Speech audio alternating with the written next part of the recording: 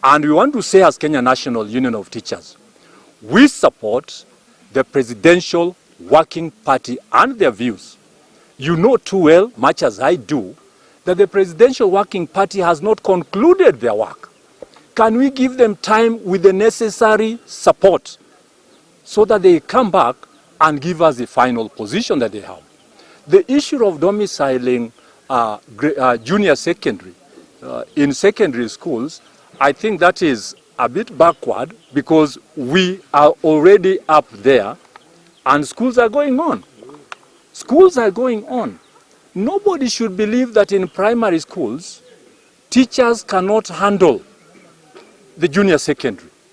I think the team in primary schools, if you can go down memory lanes, there's a group of teachers, over 30,000, who had qualified to be secondary school teachers with up to first-class degrees. You know, so I don't think it is wise to talk about where junior secondary should be domiciled at this time. Let us not confuse this nation. Let us not confuse this sector. And I think I have the mandate of teachers in this country who are members of KNUT, who are very loyal to decisions that are made out of proper consultations to say junior secondary schools should remain domiciled in primary schools. So whoever thinks otherwise, I think is taking this country backward. Our research now came together with what the public actually said about junior secondary. Let us support the government in trying to roll out the competency-based curriculum which has now come to the junior secondary level. You know, we mentioned reasons that actually could really challenge the proper rollout of CBC, and especially junior secondary. One was lack of infrastructure, inadequate teachers, and the learning materials. This government must come out and continue rolling books for junior secondary. I'm happy. Just the other day, 30,000 teachers were employed. And the Teacher Service Commission also went out in a mapping out program. And they've mapped out, in primary schools, they've identified over 10,000 teachers who are able to handle junior secondary. What we should request, therefore, is just as the group exit to junior secondary, of course, they're qualified to teach there. They are the teachers who can handle the 14 areas in junior secondary, because a teacher in primary is trained in all subjects and then specializes in one other option.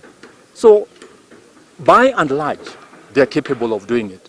So what we want to request the government to do, and more so Teacher Service Commission, can you hasten the program of deploying primary school teachers who are qualified to teach junior secondary so that these learners can learn like the rest? One thing I would like to dispel is somebody going out to perpetrate the information that there is confusion in our primary schools who are hosting junior secondary schools. I want to tell the nation that I'm in touch with all the corners, all the primary schools in this country who are hosting junior secondary. And learning has taken off. Not only taking off, learning is taking place normally in the junior secondary schools domiciled in the primary. So anybody with information from a certain office alleging that there is confusion, they want them to create the notion of confusion which is not there. I want to assure you and assure the parents of this nation that there is learning which has taken off in our junior secondary schools, and there is learning in all the primary schools in this nation. We have had an issue with the supply of textbooks, but the flow has been hastened. I want to tell you, as we are talking now, quite a number of schools are having not less than 8 textbooks for 8 subjects.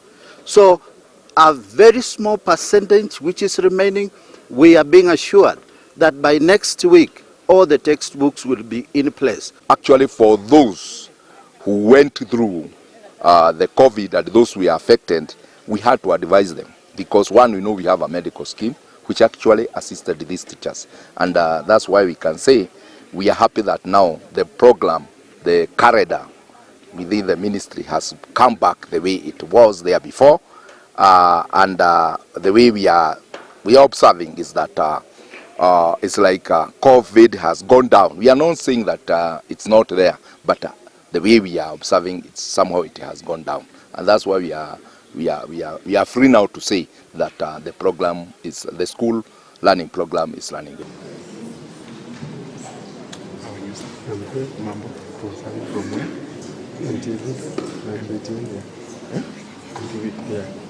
You mean we are coming late? Not coming late. Or we are supposed to be here. Yeah, we are supposed to be here today. Yes, so Again, we are addressing them tomorrow. we shall address these issues tomorrow with the executive board of KEPSHA Let them come. in Nairobi. They are invited. Please come. If you want to come all the way from Nairobi,